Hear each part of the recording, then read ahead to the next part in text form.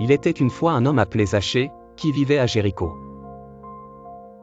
Zachée était chef des publicains, c'est-à-dire qu'il collectionnait les taxes pour les Romains, souvent en extorquant plus d'argent que nécessaire pour s'enrichir personnellement. À cause de cela, il était méprisé par les habitants de la ville. Un jour, Zachée entendit dire que Jésus passerait par Jéricho.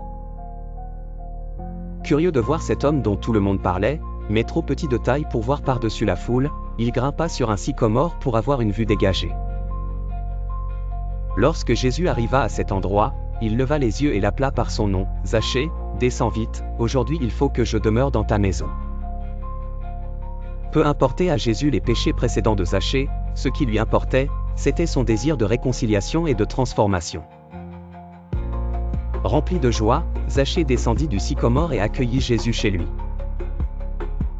Profondément touché par cette rencontre et l'acceptation de Jésus, Zachée se leva et dit, « Voici, Seigneur, je donne la moitié de mes biens aux pauvres, et si j'ai fait du tort à quelqu'un, je lui rends 4 fois ce que je lui ai pris. » Cette déclaration montra la véritable repentance et le désir de réconciliation avec ceux qui l'avaient lésé. Jésus dit alors que le salut est arrivé dans cette maison ce jour-là, car Zachée avait montré un cœur repentant et ouvert à l'amour divin. La réconciliation implique la reconnaissance de soi, de ses péchés, et une action consciente pour se remettre en paix avec Dieu et les autres. Il s'agit de faire amende honorable et de transformer ses actions en amour et en service.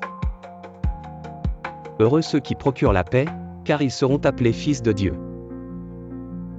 Cela nous rappelle qu'il n'est jamais trop tard pour se réconcilier avec nos adversaires et avec notre propre passé.